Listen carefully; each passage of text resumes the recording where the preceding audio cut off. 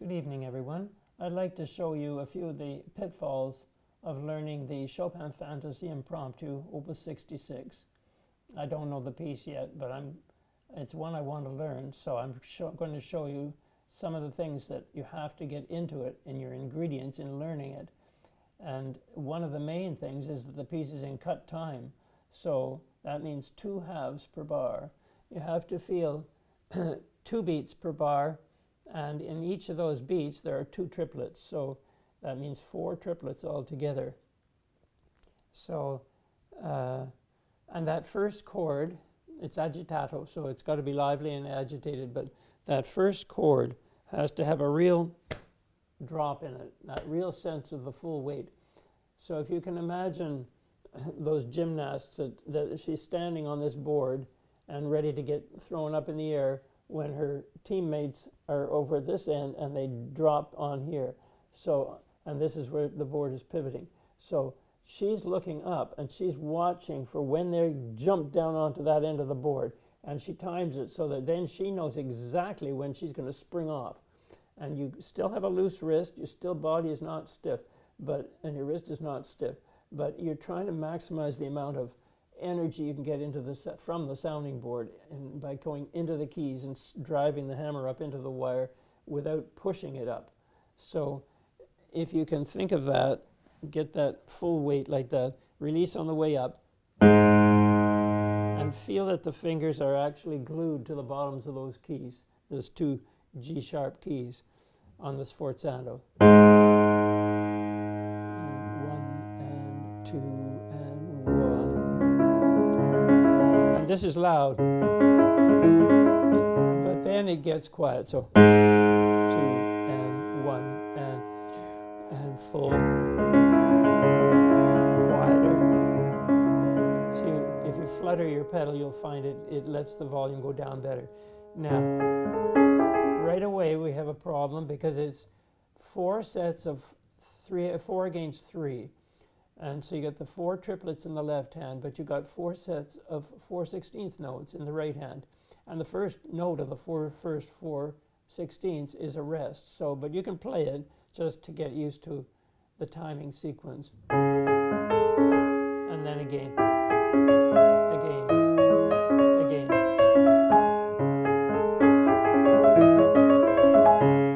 And if you can think of leaves swirling, da da da da da, and then spread it at the end a little wee bit on the last couple of notes. It'll give more of that sense of urgency or agitation. But to get the sequence proper, if you think of 4 against 3 as come, Tommy, jump to me, it'll give the right length for each note. If you mathematically write it out, you'll find the percentages at which point, like in the left is 0, 33 1/3, 66 2/3, up to 100. So going from there to there.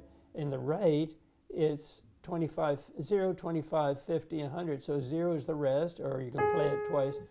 0, 25, 50, 75, 100. So it becomes come, Tommy, jump to me. Come, Tommy, jump to me. Come, Tommy, jump to me. Come, Tommy, jump to me. And you have to be dead together on the 2nd, the 3rd, and the 4th triplets in the left with the right hand. So in the first one, it's a rest. But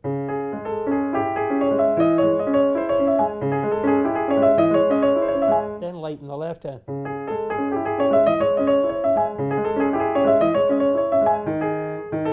And then it goes up. And this is a crescendo up to there, and then comes down.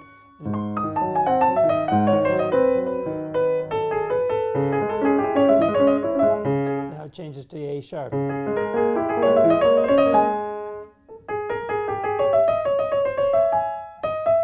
Then there's a crescendo, so it continually gets louder.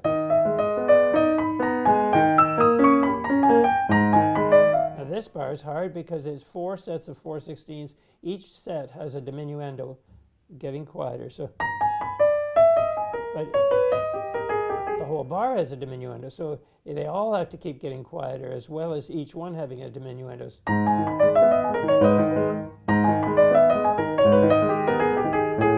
you take a little breath halfway through the bar, it helps to get that one right.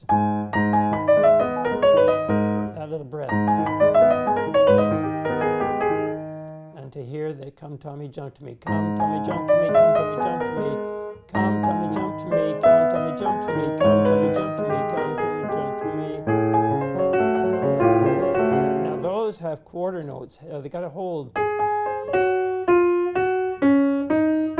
just to that C sharp. Then they're just let go 16th notes. So.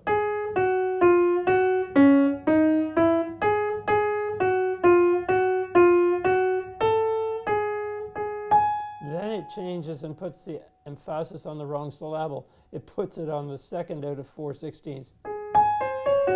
And they're quarters, so they got to be held on the top.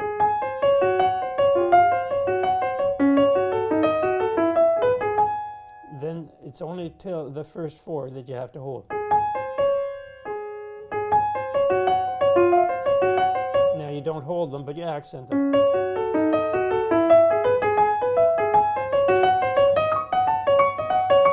And they're crescendo. And then it gets quiet. And then, so there's so many things to put in there, but that's what makes the piece come alive, when you can do all of those things and do a lot of hands separately practice. Like you have to be able to go.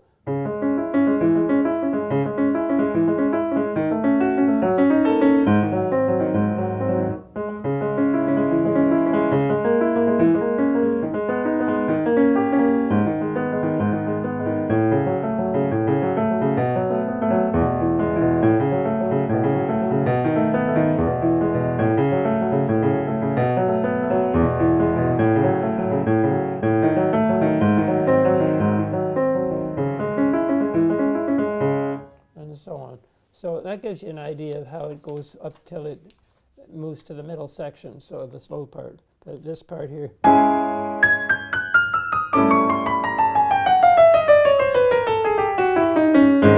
It's just basically a chromatic scale. So once you figure out what fingers you want in there and stay consistent with it, it'll get strong for you. And it builds up as a crescendo as it goes.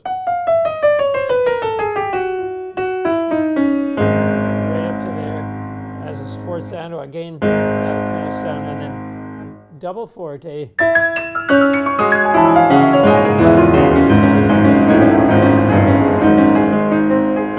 Now it's suddenly a new tempo. It's largo, it's slow, it's pesante, it's heavy, and it's got a crescendo up to the high note and down. So, and it's changed key, so it's now D flat major instead of C sharp minor. So.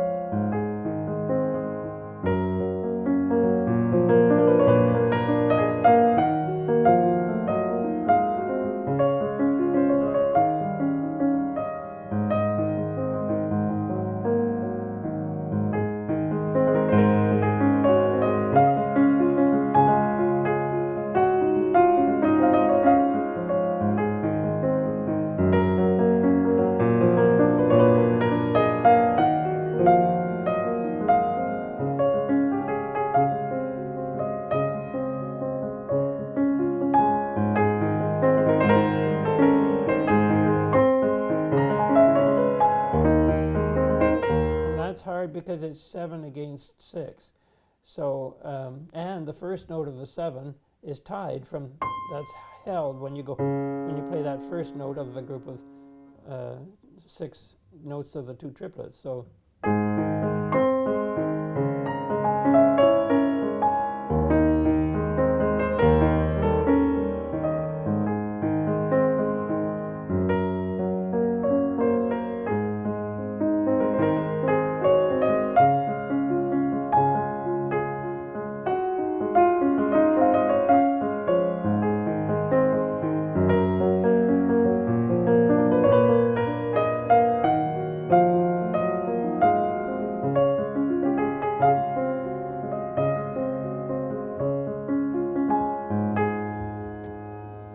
So it's a beautiful section, beautiful melody. Chopin at his best, really.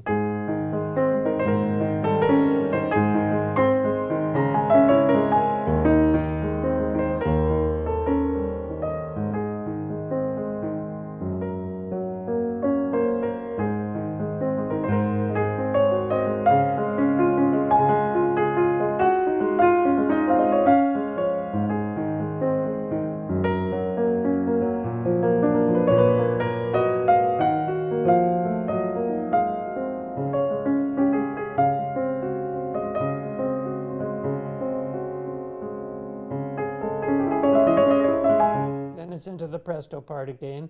Goes through all of that, straight repeat of the part before, and then this, and that's your chromatic scale again.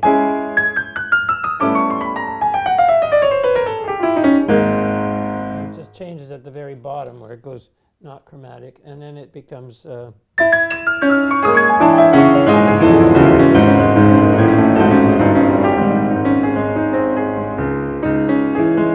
doesn't just hold, it goes on.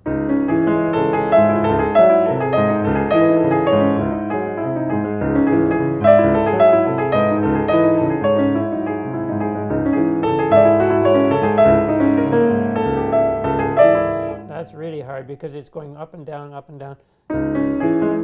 So it comes those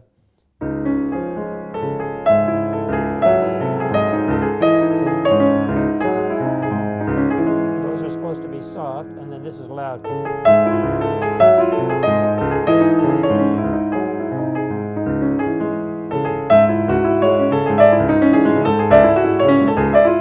then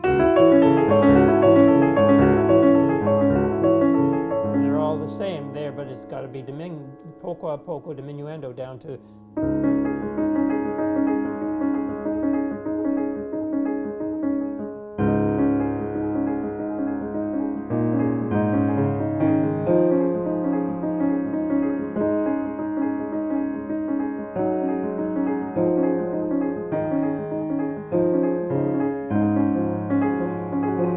That's hard because you got to reach from way up there to down to the E sharp, from the G sharp, an octave, tenth, I guess it is, down to there.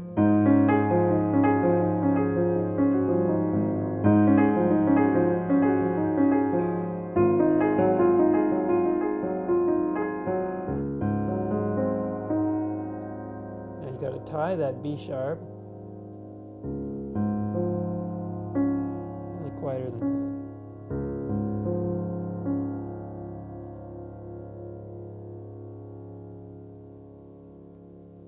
So it's an exciting piece. It's lots of fun to play, and I think you can have a lot of fun with it when you go at it, but you have to take it seriously and get the parts that make it happen correct before you try to play it. So that's why I can't play it yet. I got to get each hand separate and flowing to the metronome steady, to 2 beats per bar, 2 half notes per bar, except the middle section, which is straight 4/4 time. And in that part, you got to get the left hand really quiet so the melody shines and has a direction. So there's lots to think about. It's a beautiful piece, and every bit of time you spend on it is well worth it. It's a very rewarding piece to play. Anyway, I hope that helps you. Have a good night. Bye-bye.